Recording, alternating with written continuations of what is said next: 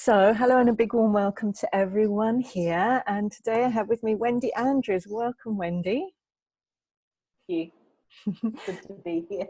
Oh, I'm so glad that you're here, and I'm so glad to be having this conversation with you. Although, as I shared before, I haven't really done so much of the asking questions, so I can notice a little bit of me is a bit, I don't know what I'm doing here. So I'm including that. Wendy, we were just connecting with, having known each other for about maybe 15, 16 years now, quite some while. And I want to say to you, Wendy, I so respect and admire you. And over the years of knowing you, I've learned so much from you, least of all from Facebook, where you share all this amazing information day after day after day. And I know that so many people learn so much from you. And I think on a bigger level, you've helped me really understand some really cool things around things like colonialization and how related that is to parenting and our own inner work. And I continue to learn from you and be inspired by you. And so I'm so delighted that we get to have this conversation. Come and share some of your gorgeous wisdom with the other mothers here. So thank you. Thank you. So the title that you came up with for today was Healing Up and Down the Generations, Parenting for Trauma Healing and Social Activism. So we thought we might start off. I'd love to hear what drew you to that title, how more of an overview of what we might talk about today, how you see those things linked together. Sure. Or anything else that you come up with. Yeah, no, that's great. The title, Healing Up and Down the Generations, there was some point in all the healing that I did over the years, decades, where I found myself saying, I'm healing up and down the generations. And I didn't even really know what I meant. Yes. I mean, that didn't mean much to me at the time. I suppose by then I had a sense of healing down the generations. So that's how healing down the generations, and I see that linked to social activism. That I see parenting as a form of social activism. This kind of parenting. Yes. And then so I'd probably talk about that first and how that all came about. Yes. And then what to me has been more recent and exciting, the whole idea of healing up the generations. Yes. And how it's healing ancestral trauma.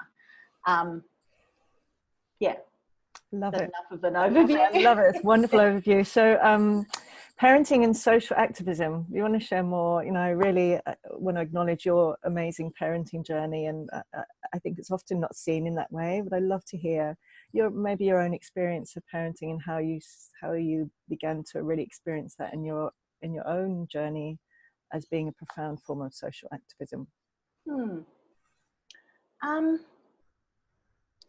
I think there's always a way that I was going to do it differently. I think those of us who, I'm sure there's people listening who identify as highly sensitive, yes. And then you often end up as the only term I can think of it is the black sheep of the family.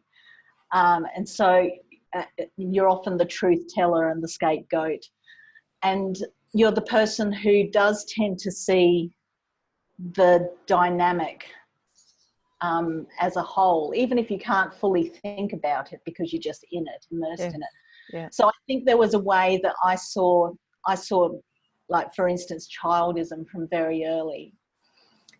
And then it wasn't until the early 90s when I came across a peer counselling organisation and met Patty Whitfler, who heads up, as you know, Hand in Hand Parenting. So I was very lucky to get some great information, like 7 years or so before I became a parent at 35. So, yes, and so I was helping out with play dates, all sorts of things where there was like 2 adults for every 1 child, and everyone got lots of time together, and then certain of the adults could go off and be listened to about what came up for them, and then it could swap around, and the whole time the children were having special time. And so, you know, things like that.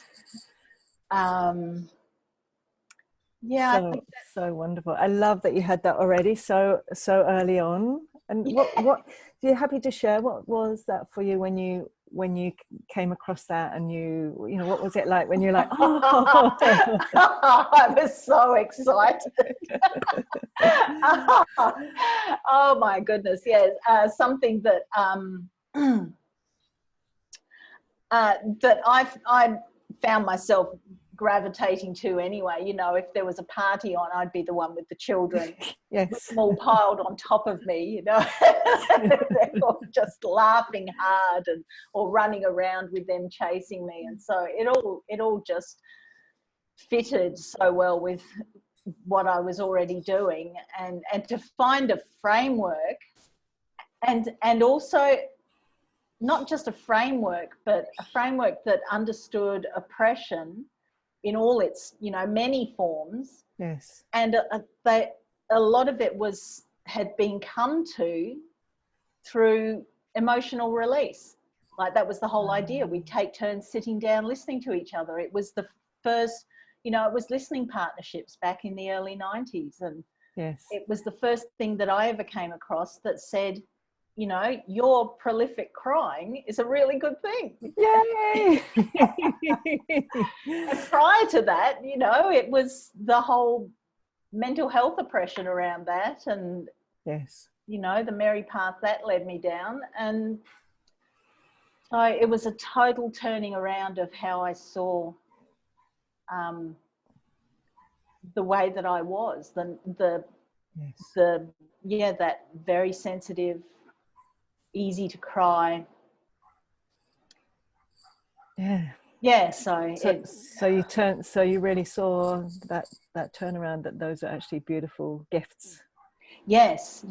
And then the other one was not only crying, but trembling, shaking. And it was a whole different way of looking at, I was thought that I'd had seizures for quite a few years from my early teens. It was a lot of clenching, and the eventual release, collapse. And it wasn't until I came across this totally different way of looking at it, because prior to that, I had ended up in a psychiatric ward. I had been told, well, your brain just produces too much adrenaline. That was the mid-80s. Yeah. So here I was in 1992 and getting this different information that, no, you're just so loaded up with trauma, and your body, in its infinite wisdom, is trying to shake it out. Yes. And your mind, knowing that that's not socially acceptable, is trying to shut it down. Yes. So that looks like clenching and eventual collapse. You know, your nervous system's overloaded. Yes. So yeah. Oh, Wendy, I'm so touched hearing this. And do you know, when you use the word oppression, I know that's quite an important part of hand-in-hand parenting. And I wonder if you would share a little bit more, because particularly in terms of parenting and oppression of, you know, when you talk about high sensitivity and expression of feelings, and if we think about mothers and women in particular, and what's often seen as that more feminine perspective, which, you know, I know we all have, whatever we, you know, whatever gender we classify ourselves as. Would you be willing to share a little bit more around that oppression piece? Yeah, around feelings in general. Yeah, I see it as you know, somewhere back in time, I think it made a lot of sense to shut down our feelings. I think, you know, there was a time where we as white people lived lives very similar to what we learned from First Nations people, how they were living when white people first came here. Yes. And I'm getting goosebumps up and down my thighs just saying it. And Yes. that's, yeah, my truth bumps. Yes. And yeah, I think, you know, that was so harshly and cruelly interrupted at some point, maybe, you know, possibly even 1,000 years ago.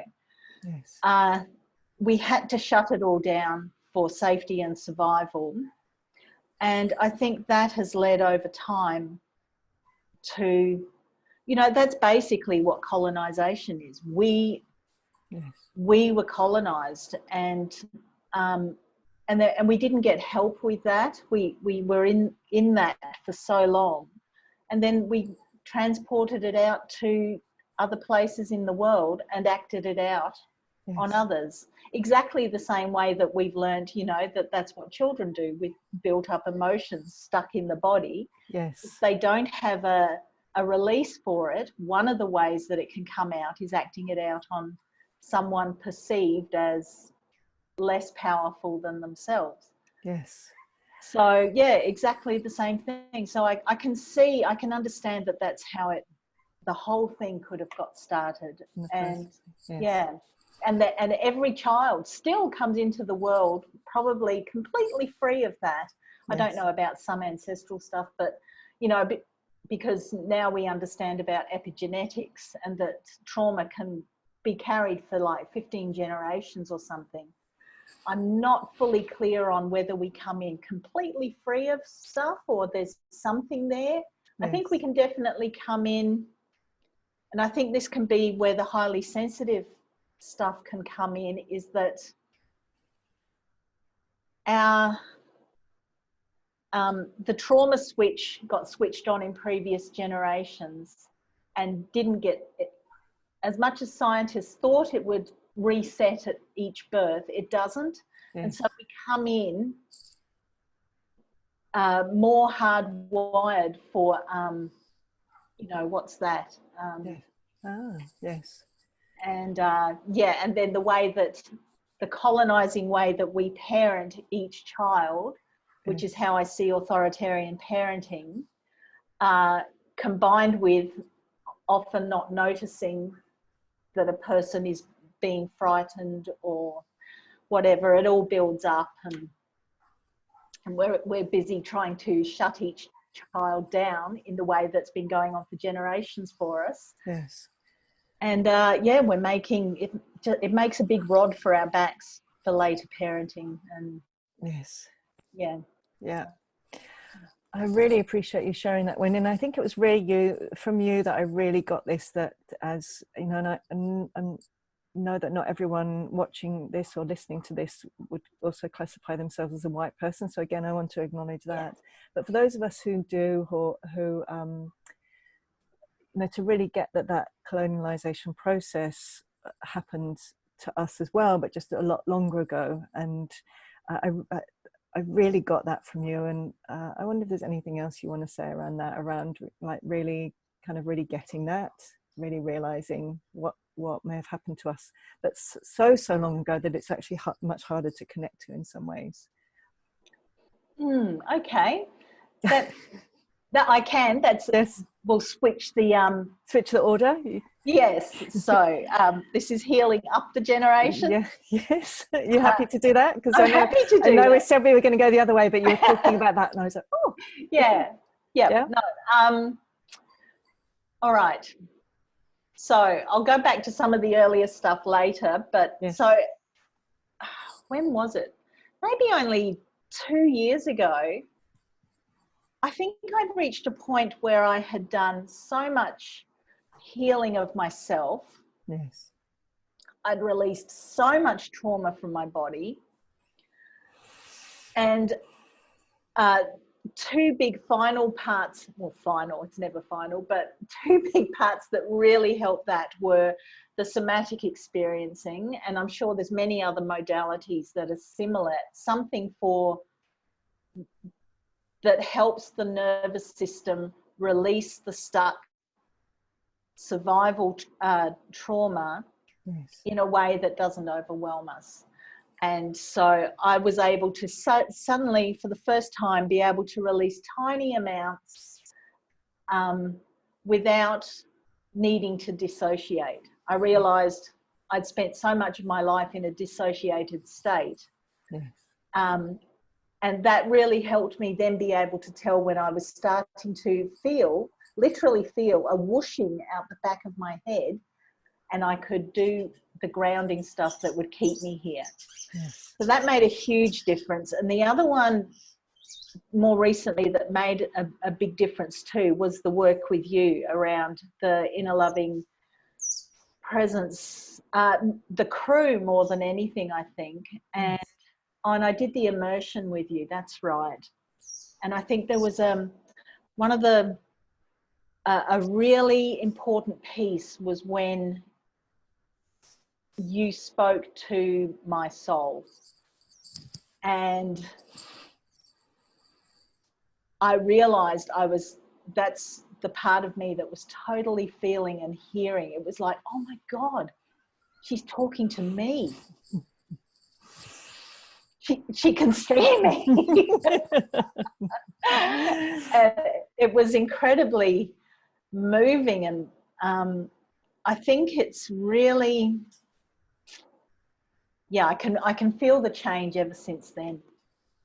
And so I think all of that, along with some other work of ways of quietening the profoundly loud and cruel inner critic that I had, that I'd never noticed. I didn't know, I just thought that was just how it was for everyone. Yes. Finding ways to quieten that, and then finding all this space and quiet inside me. I'd find myself stopping and going, what's different? I'd realize it was just quiet, you know. I think that then that's around the time I found myself saying I'm healing up and down the generations. And I knew what the down meant, and I wasn't too sure about the up. I'd done a fair bit of work, and I'd had an auntie who had done a lot of like the actual family tree stuff. And I had quite a bit of information going back. And then I somehow stumbled across the work of Daniel Four from ancestralmedicine.org. And when I read things on his website, I could tell that, well, I wasn't sure actually. I didn't know what to expect or what it was. I think I still linked it to like going back a few generations and our family tree and that sort of thing. And it wasn't until I actually did one of his courses that I really got that, no, he's talking about, yes, that lineage, but like going back 1,000 years or at least to the Middle Ages. And it was a journeying kind of thing, as in visioning. And in other cultures, it would be called shamanic journeying. And I don't use that word, but I haven't really found anything that, you know, that I would use instead. Yes. But I found that it's a very simple thing for me. And I think it probably is for highly sensitive people, you know. He would say drop in and say a prayer to the ancestors to be with us and everything. Bing, you know, I'd be feeling stuff and seeing stuff. And I think initially I wasn't trusting anything that I saw, and I was frightened. I was very frightened of, you know, other things out there that, but his system was very loving pigeons outside. Oh, hello pigeons.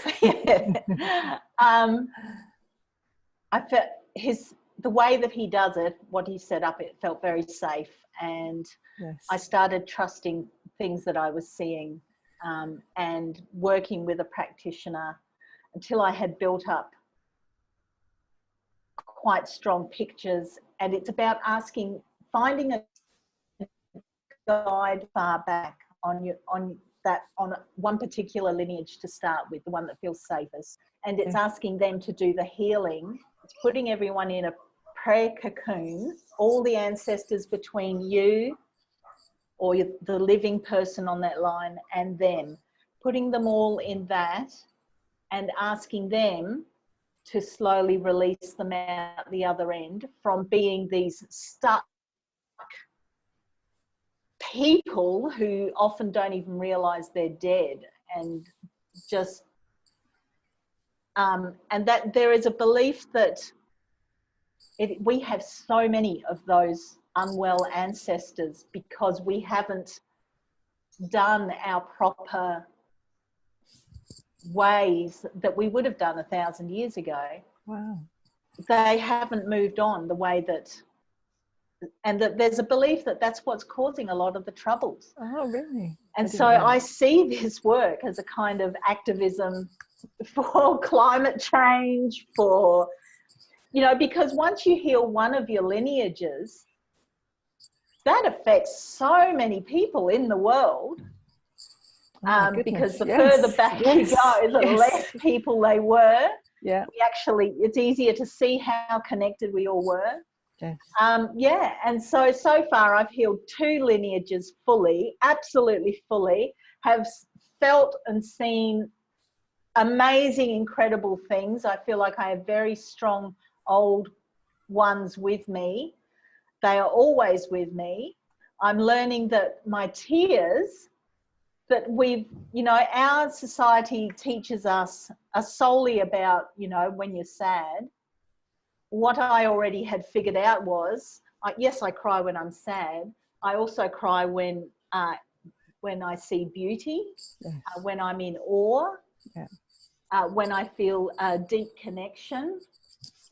I think there's a couple of others too. Yes. But then there's this whole other way of tears being feeling our ancestors. We are feeling our ancestors when we cry. And so what I've learned is that, you know, I knew that healing myself, my own personal traumas, was what would help my daughter. Yes. And that was healing down the generations. Yes. But what I've seen is that every time I cry, every time she cries, we are healing up the generations, and we can heal our whole lineages, and we can ask them to be with us and come on board. There is no way that I could have done this talking earlier this year. Wow. And it's through feeling my ancestors with me. I reached a point where the self-consciousness was so strong, and then I could tell that there was this incredible authentic power there, and I didn't know how to get to it. Yes. And there was some of this work that I did, and it all just opened up. Amazing. So amazing, Wendy. Yeah. Wow. Wow. It still feels funny to talk about it because yes. obviously, you know, it taps into mental health depression, and, you know, yes. where else is it being talked about? But, you know, that's where things are at for me now. I love it. I love it. I love it. Thank you so much for sharing. I'm already feeling even more, I've learned even more, I feel even more inspired. Right. And I'll tell you one example from this morning. Yes. When I got up, I was looking online. For some reason, I went to Google Maps and I was looking somewhere. And then I went to Northampton because I had heard, I'd seen on my genealogy stuff that my line did go back there on my mother's side. Wow. And so I was just looking at the photos that people had posted there. Yes. And with this understanding that, okay, yes, tears can be a different thing. And I was feeling some sort of teariness. And then I thought, oh, what about, what's happened that I'm feeling sad about? And then I thought, oh no, maybe it's that ancestor thing. So I started looking at each photo. Nothing happened. And then there was one, oh yeah, I get tingles. There was the landscape, there was a river, there were sheep. And I just started crying and crying. And I thought, that's it. My ancestors are seeing their home through me over the internet. Yeah, I got so many goosebumps just saying it. Yeah, it was really lovely. So beautiful. I've got goosebumps and tears hearing you speak about it. And then I moved on to other photos and it wasn't there. Yes. You know, it was Yeah. that particular landscape. And so some of this is all just tweaking. It's just having that, you know, Yes. even you don't have to have done any of the healing or anything, but you can have the understanding or the, you know, even the curiosity or being open to, what if these tears aren't just my tears? You know, Yes. Yes. what if I'm feeling my ancestors with me who are really, you know, who love me so much? And that's just such a lovely feeling. I'm the living version of them, really, or the living one of their line. And yeah, they just absolutely adore me and want me, you know, to have the best possible life. And oh, it's so beautiful, Wendy. Oh my gosh. And I love, yeah, carry on. That it's leading me to, you know, I've been working with you on respond lovingly to your calling. Yes. And I tried different things, and I think it was the usual thing of I was pushing myself past what was right for my nervous system, and it was more a thinky thing. Yes. And now through this work, it's coming to me that there's very specific work for me to do here in Australia. I could never even figure out why I was in Australia because, you know, New Zealand just calls me so strongly. Yes. I'm 5th generation white New Zealander on my father's side, and I left when I was a child. Yes. But I think I'm here there's something very important to do that is easier for people not born in Australia, who don't have Australian colonial heritage, it seems. And I think with my particular ancestry and who's behind me, Yes. things like going to massacre sites and cutting through so much denial and doing some proper mourning and wailing, healing work in those places. And that's, you know, that just feels like that's a big part of the reason why I'm here. So, yeah, that's where this work is leading me. Again, I feel so deeply touched, so deeply touched. I feel really honoured to be having this conversation with you, Wendy, and that you're sharing this with me and with us. Thank you. Wow.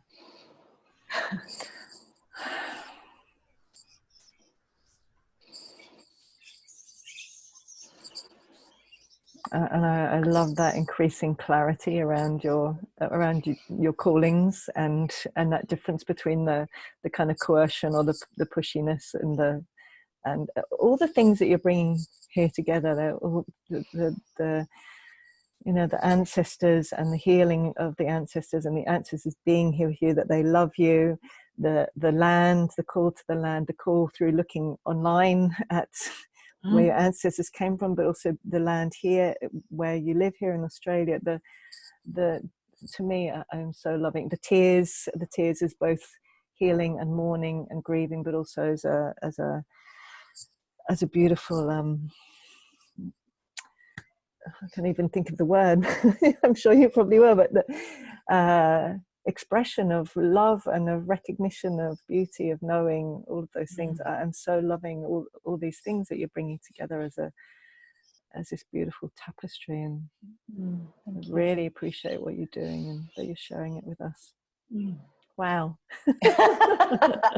I'm like, oh my gosh. Yes. Way where I think, you know, you hear people from Buddhist backgrounds talking about, you know, time is circular. Yes. I'm really starting to feel like, you know, like for a while I was saying healing up and down the generations and not really knowing what that meant. Yes. I'm kind of now at the point of saying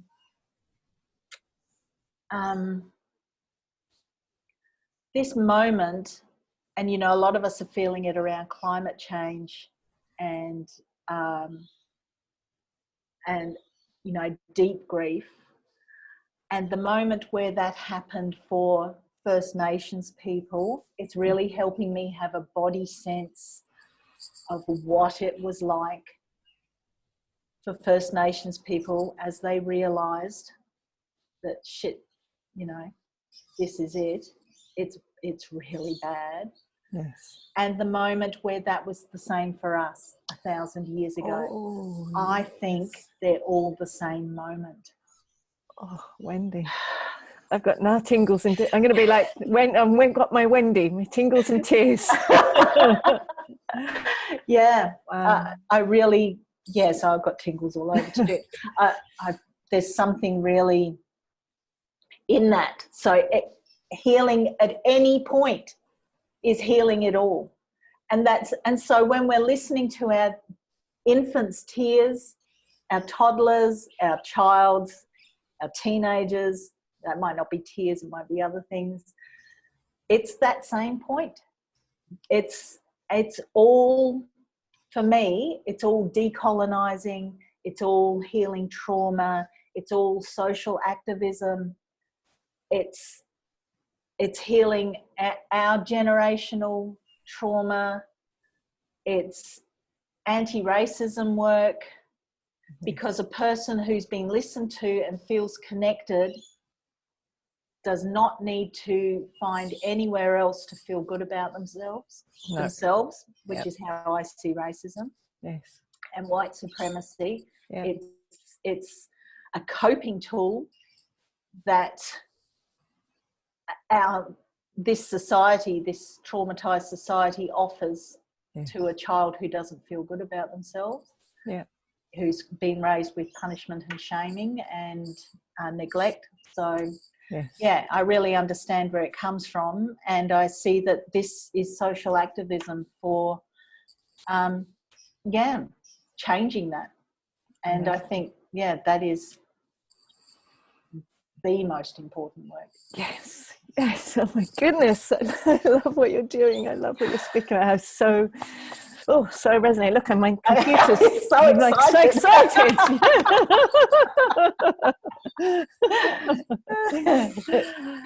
And I do want to acknowledge, you probably saw me moving screens around. I suddenly realized that in terms of our recording, I'm not quite sure what's being recorded in terms of how we're being seen, so my apologies, Wendy and you're seeing. I was like, I don't know. So anyway, we're both here, and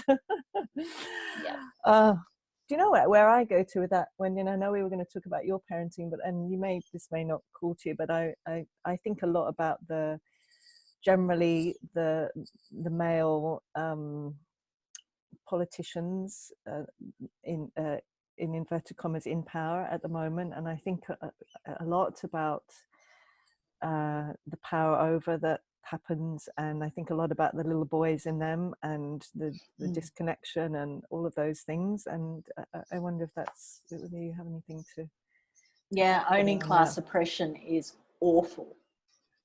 You know, whatever I experienced as a working class person, raised working class, you know, there's added layers of horrendousness for what, you know, if you think about it, you know, what would have had to have happened to you or someone you know to end up like that? What do you think would have had to have been done to them in order to be so numb and to be masking their shame so much by being so cut off and portraying themselves with the perfectionism and the arrogance, all of that stuff. It's excruciating pain, isn't it? And to feel, I often think about, you know, to feel that disconnected from other human beings, other animals, our planet, to be able to do the kinds of things that the policies that they're doing. It's the level of internal pain and disconnection, you know, inner disconnection. It is so profound, isn't it, to be able to do that to any other human being knowingly. That's right. And And to me, it makes sense to have that compassion and have the strong boundaries. Yes. You know, it's like if someone is attempting to rob you, you know, I might have compassion for that person and where they're coming from, but I'm also going to fight like hell too. Exactly. You know, even if that involves bopping them on the head or whatever, that's my strong boundary. Yes. And you can have both. Yes. It's both and that's a big part, isn't it, of freeing yourself from trauma. It's letting go. You just slowly let go all of that either or addiction thinking that's so based in trauma, and everything becomes both and. Exactly. You know? Yeah.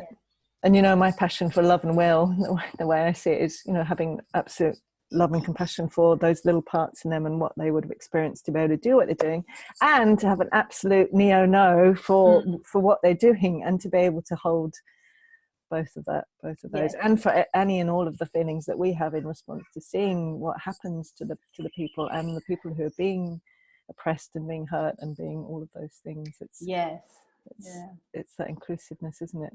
It is. And that's something I've really learned from you is you're just being so open to everything that I've ever presented to you. And, you know, and that's given me reflection of where the places where I wasn't able to be that way with my daughter. And that's something that I'm changing now. Just, having seen you model it, just being open to everything, and not passing on the way that I learned. I think that, there's so much, you know, I didn't do the punishing or the shaming or anything, but there was a way that, you know, I'm sure she picked up, you know, there were things that I didn't like. And so that would have been the stuff where I wasn't clear with my will. It was very silted up. Yes. And since we've gone the opposite way to what we originally said, and my apologies, that was me taking you, that's fine, directing you there. I totally trust where he goes. Do you want to share more about your parenting journey? Because I so honour you. Seeing, to me, I see it's an ongoing journey, isn't it? The way I see it for myself is as I grow, even though I knew a lot and did a lot that I'm really glad about, I'm always learning about more, and things that I didn't do and things that I would do differently if I were, you know, pregnant again now, all of those things. So and I really love how you've been with your daughter. Do you want to share a little bit about your journey? Okay. Just being a mum. And I guess I'd preface it by saying that, you know, it was pretty traumatized, the background I came from, as it is for many people. But we were very, very disconnected. I mean, it was a family of 6. I was the eldest of 4. Yes. And we existed in separate bubbles, basically. Which is why, you know, at the age of 11, there was sexual abuse from outside of the family, but it didn't even enter my head to tell a parent. So, and there was self-harm, and I would have had the labels complex PTSD and panic disorder, things like that. So I'd done some healing by the time I started parenting, like 7 years of that release. And then whammo, there was a whole lot more. And so for me, the birth experience itself was another like PTSD bomb on top of many others. And so it really, it landed hard. But what helped, you know, what worked for us was I'd met my partner. He could tell you how many years before. But he was going to parent in the very traditional way. And it just took me saying, this is how I want to do it. And he was, okay. And so he was there right from the start, and as fully involved as I was, and doing everything and thinking about her as much as I was. Yeah. And so for the first 6 weeks, I was able to basically just sleep and feed and connect, and that just helped so much, I think. Yes. And I had the luxury, because he then he had stopped going to sea, which he'd done all his life, to be there for her and me. Yay. And then he found some work where I was able to be with her all the time. Yes. And so we just spent so much time connecting and playing, and of course, you know, I saw her heal birth trauma for herself very soon after the birth, and there were a couple of big bouts of, you know, maybe 2 hours, one of them was, and her on her change table and pushing her little foot against my hand. Yes. With direct eye contact. Yes. Her head had been banging on my, I don't know on what, but she wasn't able to come out for hours, and there was stress, and her heart rate was really up, and all sorts of things. And so she got most of that out then. As soon as we came out of the actually, a network chiropractor, gentle chiropractor, came to visit us in the hospital and gave her an adjustment. You know, what an amazing thing to see such a tiny body. Yes. Their spine, you know, do all the adjusting it needed. And so, you know, really, it was pretty much plain sailing. Yeah. There was, you know, she slept through the night, just fed a few times. We co-slept, so that was easy. Yeah. I was there to listen to her cry, and she had 2 parents who loved making her laugh. In ways other than, you know, the general tickling, you know, it was. And one of the things I loved was that, I think as a teenager at some point, she made a comment one time about, she just thought she'd grown up with really clumsy parents. Because we would, you know, pretend to trip and drop things. So she would get to laugh and laugh and laugh out any powerlessness about not having the motor skills yet, or that sort of thing, and what she saw others able to do and she wasn't. And so that was her view. I think she grew up feeling very competent with very incompetent parents. And I don't know what else. Just lots and lots of that. We unschooled, which meant it was her choice what she did, and she chose high school at about age 12 for the first time, having had no curriculum whatsoever at that point, and found she was even near top of the class in different things, you know, all from osmosis, and some gaping holes were just very quickly filled in, and but she left after about 18 months, mainly because she didn't like the forced curriculum. And what else? And teenage years, you know, she's 19, she'll be 20 in 2 months, and we're still waiting for the teenage rebellion. She sometimes laughs, you know, jokes that she's going to squeeze it in the last few weeks.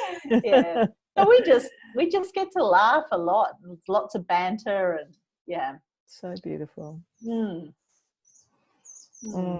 I so love hearing about your experiences, hearing about her, hearing about how she is, just seeing you and how you love to laugh. I really love that you bring that in. I really love that.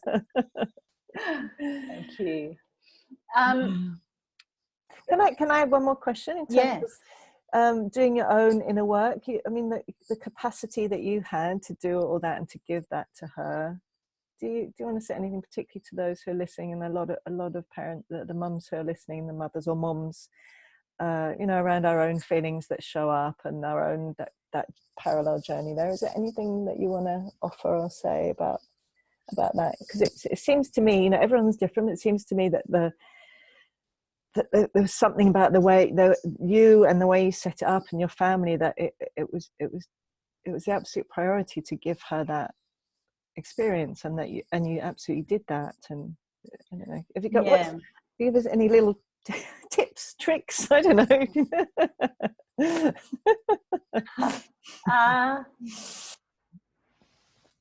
That was a little bit of a joke, you know. Is there anything you want to share around that? I can. That might be helpful for the mothers listening. Yeah, I mean, edit out this question if you want. Is it? Yeah. Is it okay if I go into a bit of the child sexual assault? Yeah, we could put that in the we can put that in the preface to say. Yeah, that sure. would include. Yeah. Okay. So I think it was around when she was about 9, 10.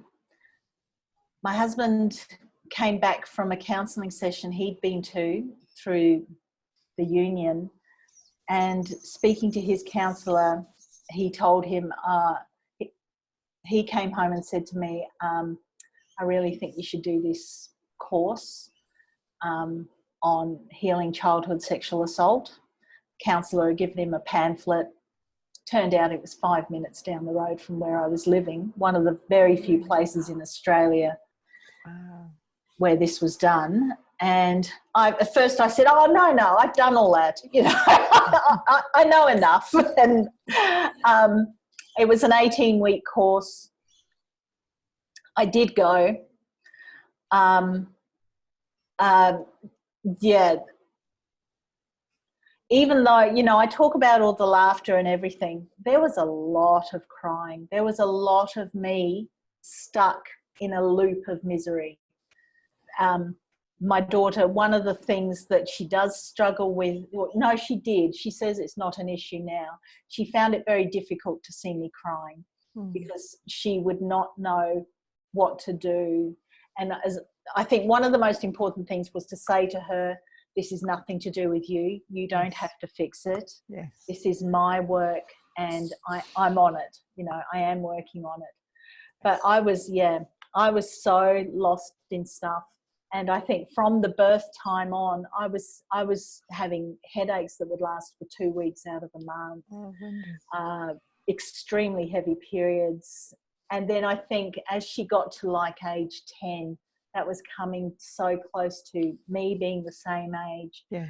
And I think it is a very useful thing to every age a child is at, yes, to reflect on what was happening for you at that time. Because so often people will say they feel all these terrible things, and asking that simple question, you know, what was life like for you at your daughter's age now? Yes. You know, it's like a big light bulb moment. Yes. Oh, yes, this was happening. And our society teaches us not to even make those connections, not to think about it. Yeah. You know, it's just such a simple thing, and it opens everything up. And anyway, so yeah, the amazing thing is that even though I was going through all that, and my husband was going through really hard stuff with other things, a court case and all sorts of things, at the same time, she had a best friend who was an eldest of 5, also an unschooling family, and he would come and stay for 5-6 nights sleepovers.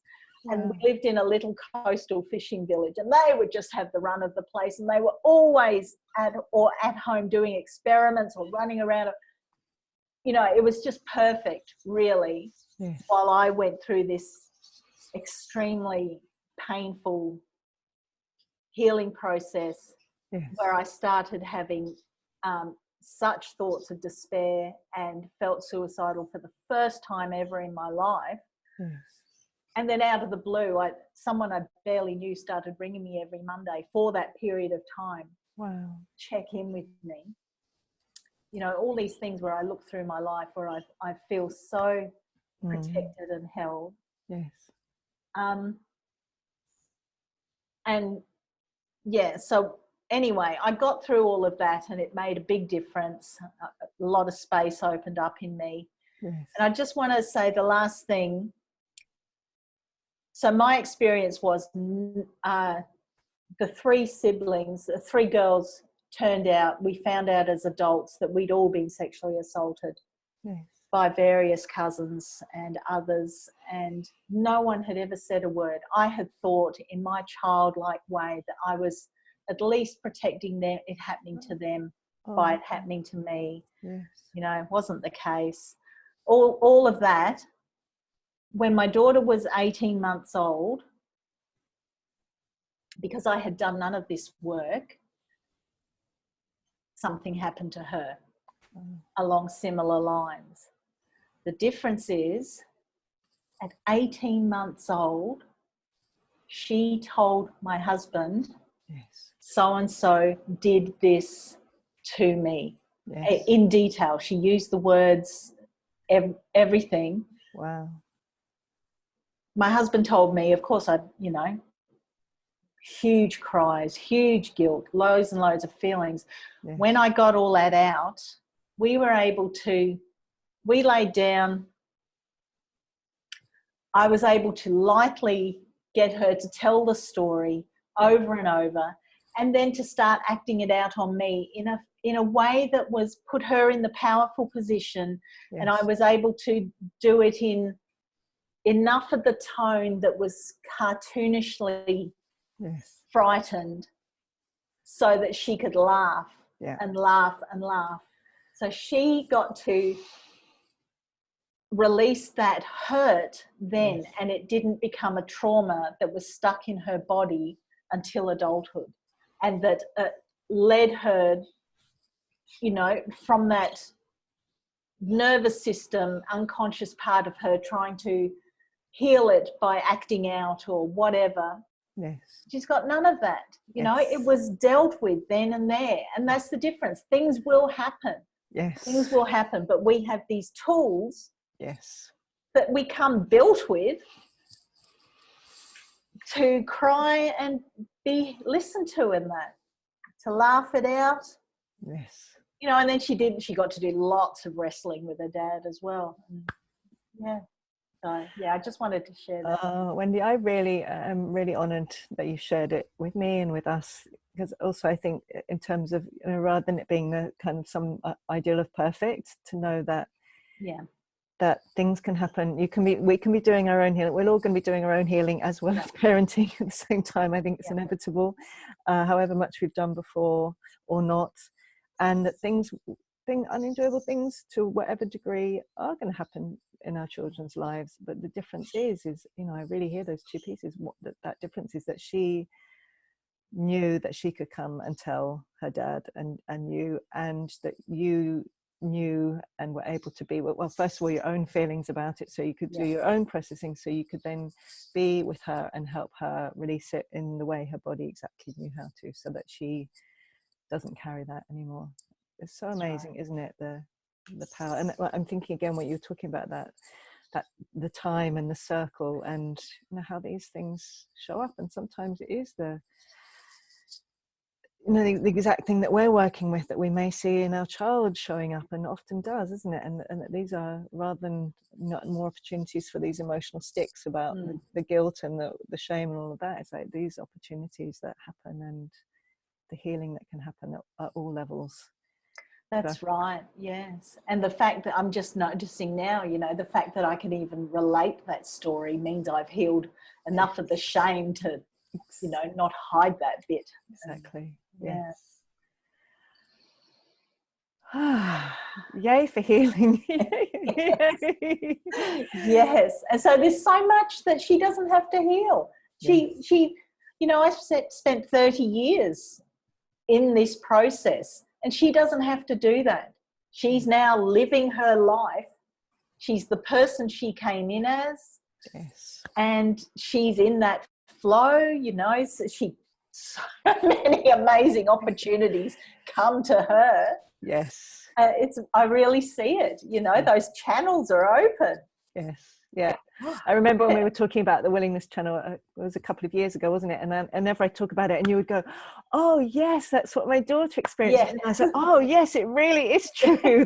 This is the theory I was working out. And you're like, yep, this is exactly it. It's when we get to heal these, you know, my language, the will hurts, and we have that choice and autonomy, and we're giving that, you know, for our children, and they get to experience and express the outrage and the frustration and the hurt and the shaking and the crying is not only that their willingness to actually to be who they really are, and to have that experience of the world gives that to them, reflects that back to them. I so appreciate what you've done and how you've been with her, and what is so clearly shines from her whenever I've seen her. So amazing. And thank you for bringing as I think often again in our culture, which I think I would see as part of that colonized thing, is that, as you were talking about before, is that kind of shiny, perfect thing. And to me, it's exactly the opposite, isn't it? It's like that beauty, you know, we might call it in the old fashioned word is kind of messy, but to me, it's that beauty of the snot and the crying and all of those things. It's the beauty of that. The rage, everything. The rage, all of it. It's all welcome and all beautiful.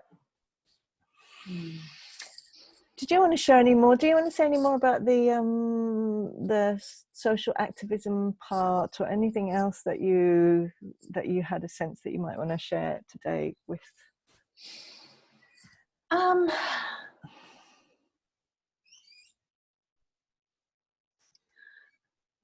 If I could do anything differently, I would have already healed more in my nervous system by when she came along, so that I could show up to mainly to anti-racism rallies and marches, and yeah, I think that would have been the main thing I would have done differently. Yes. I know there's a point of view of telling your child about racism early on. I did more of building her up, and then when she came to me with a question, and I think she was 9, and the question was, why is it when I go into the town, the Aboriginal people look at me in such an angry way? You know, I mean, because everything was so open to her, she was very observant. And so at that point, she was ready to hear the information about, you know, how justified it is, how angry they must feel, you know, everything that we know about that. And she was ready to really just take that information in. And I've seen over the years the things that she talks about and things that she says, she is so clear about oppression and onto it. Nothing really gets by her, and she doesn't have fuzzy stuff in her head or confusion or anything, you know, and she doesn't let anything get past her. And so that's probably the other bit I'd say. I don't feel comfortable. I know it's tricky, because I know people of colour with children have to have the talk with their children very early. And it's our privilege that we don't have to. And that sucks. That's really awful. But for me, the time to tell her when it made a difference was when she asked the question. And before that, lots of inclusive books and, you know, dropping things into conversation, little bits and pieces to you know, just to help think. And And in terms of the nervous system work, I think you would recommend somatic experiencing out of everything. Is that what you would say? For me, that's been, because for years, you know, because it was so much terror in my system, I would try having sessions with people, and even, you know, people who had done the training and all that sort of thing. I might say one tiny bit, like put my toe in the water, and I would see their own fear. Like it would trigger so much fear in them that I would spend the rest of my session looking after them. And it wasn't until I came across somatic experiencing and tested it out, I realised, shit, they know more about terror than I do. Wow. I felt so relaxed because that's what the training is. It's all in terror in the body, what that's like, and how to be relaxed around it and calm around it, and for their nervous system to help regulate mine, you know? And yeah, it was wonderful. Thank you, lovely. And we might put some more some resource suggestions at the bottom of this. Are you happy to? Right, yeah. Anything else you want to say? Anything about anything else?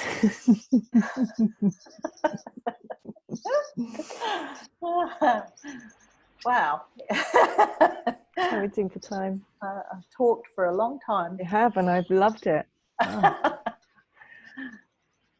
Do you want to say anything about you've said a little bit, and I'm sensing for both of us, not wanting to go into it in a big way here, but around what's happening with the climate at the moment, and you know, and that may even bring fear and terror and crying into that for mothers, and supporting our children with that. Particularly, you talk about the racism piece and not bringing that into later on. Is there anything you want to say around any of that?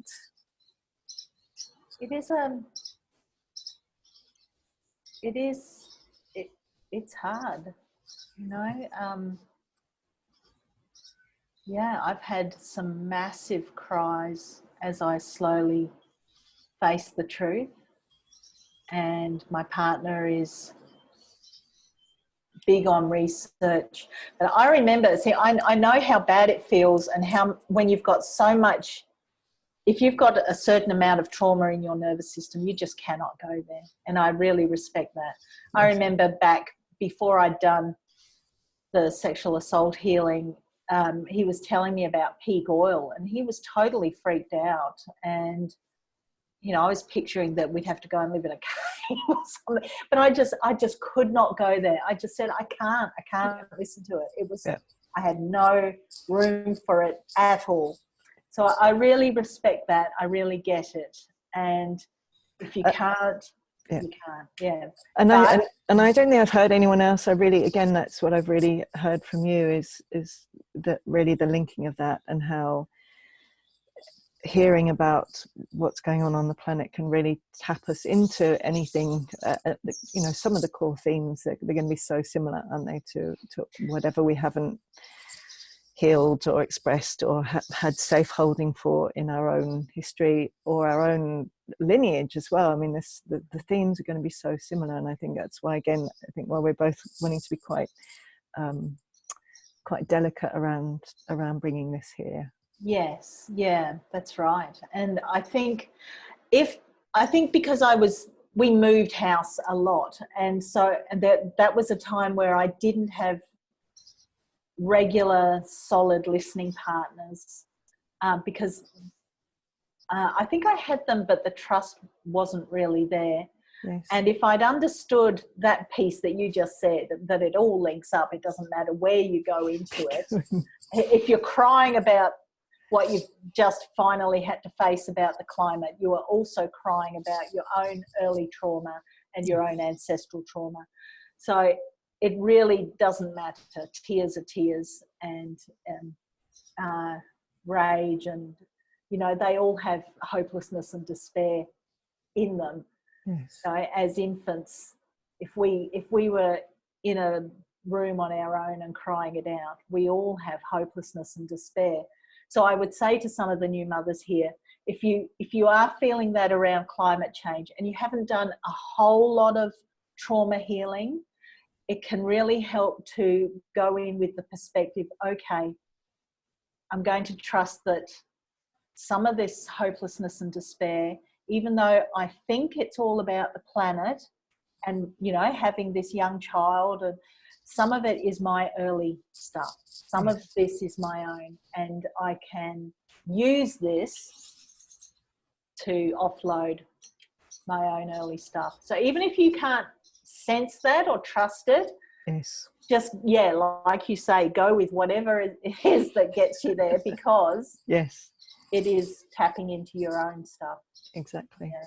And I really want to bring in what you were talking about before in terms of, and I can feel my nervous system being activated right now, is also really the whole point is having enough safety or outer support, inner support, to be doing that in a way that feels healing. Because if we're going into feelings where we actually feel completely flooded in the helplessness or the terror or the powerlessness or whatever it is, that's not necessarily going to be so helpful. So it's also like, which of those avenues? So if actually maybe looking at how it was for us as a teen actually feels like a way we can listen to those feelings or have them heard by someone else in a way that feels manageable, and we're not going to be flooded. That I would say it's, isn't it, listening? That's how I see it, is going, okay, which of these layers feels the most, one, accessible, but B,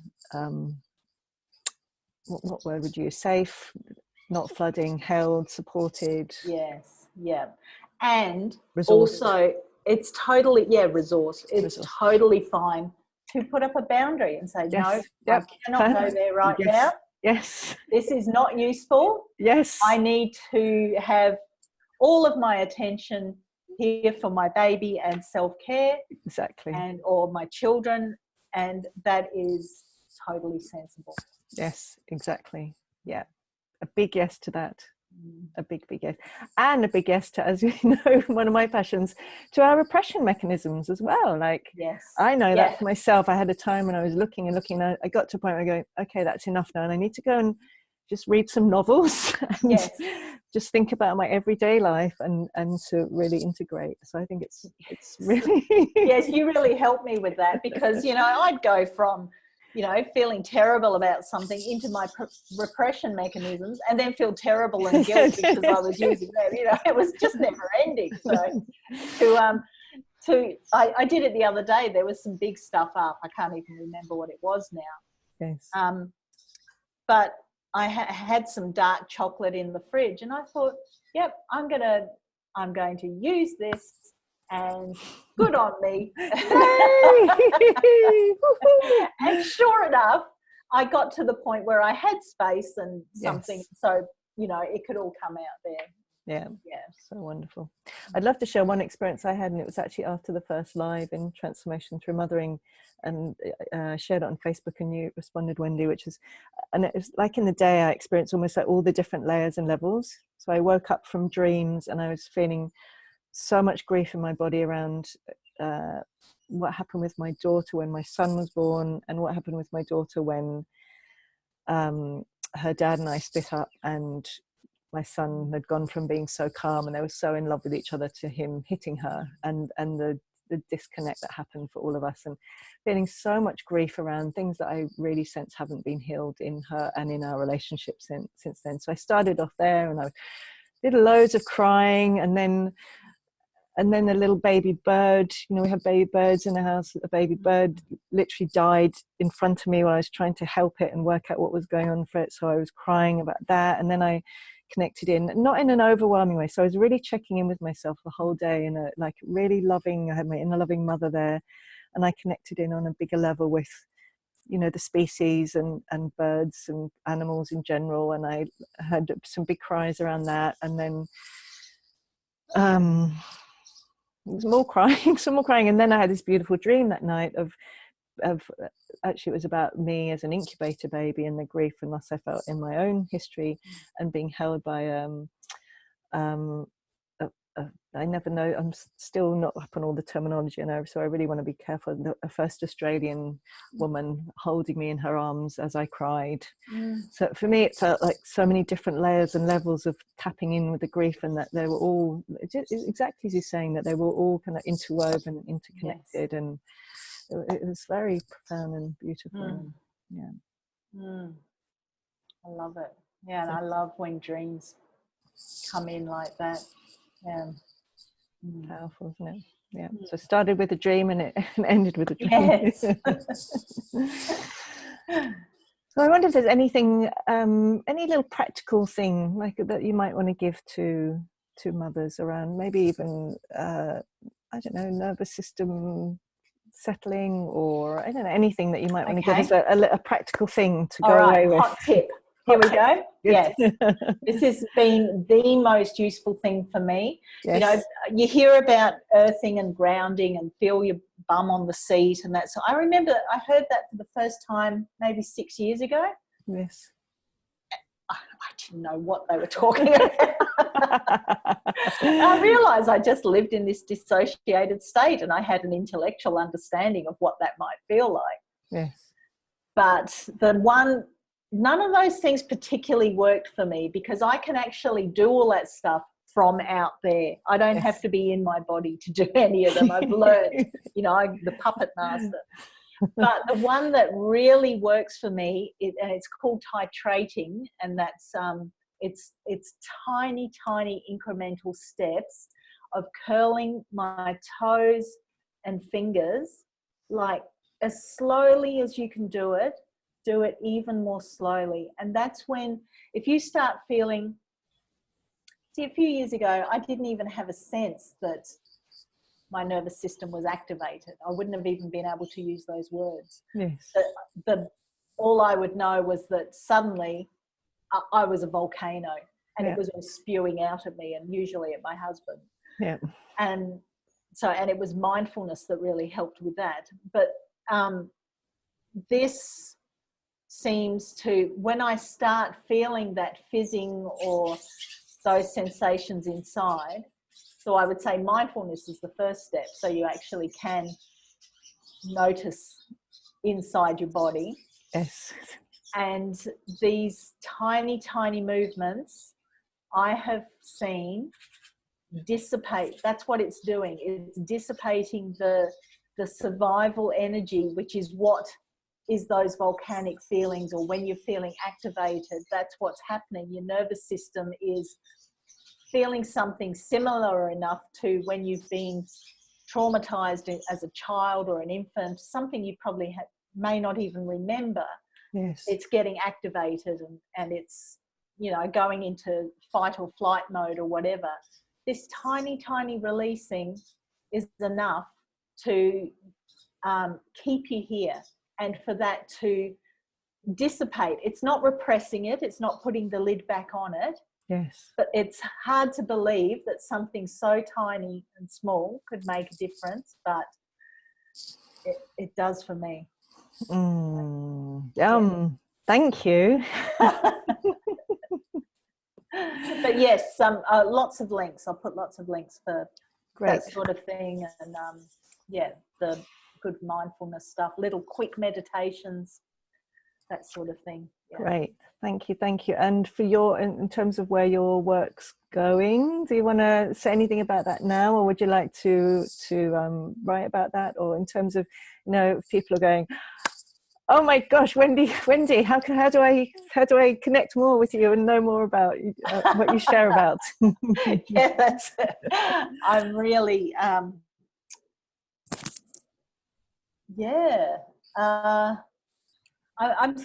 I'm still in transition. I'm still doing. I've enrolled in a further course on foundations of ritual, which is ceremonial work. Yes. Because I kind of feel that's the area that I'm pulled to. I notice that I can call on my ancestors and others that are with me, and I can speak through them, and it's pretty powerful. so that's the thing I want to start doing in terms of healing this land. I think that's, but nothing firmer than that at this stage. Yeah. But people are free to talk to me who want to. They can message me or. Yes. Yeah. So that's what I was wondering. Are you happy for people to send Facebook friend requests to you who've watched or listened? Yeah. Yes, and as you were saying at the beginning, yes, I share quite a bit of stuff on trauma recovery, and I'm about to tune into that free summit coming up on collective trauma. Yes. I think it's October 12th it kicks off, and maybe we could put a link to that, because I think that's going to be very interesting. I think you pay for it eventually, but if you listen to videos as they're live, then it's free. Yeah, or soon afterwards, I think, isn't it? Yeah, I was wondering about that. I was like, when does that happen? Have I missed it? So thank you. Yeah. Good. Oh, Wendy, thank you so much. I have so enjoyed this. I've learned so much. I've had so many tingles and tears, and I'm so excited with what you're doing, and I really appreciate you. Thank you for being here. Thank you for being in the world. And I'm so honoured to know you. Thank you, Marion. I've really loved it. Yay!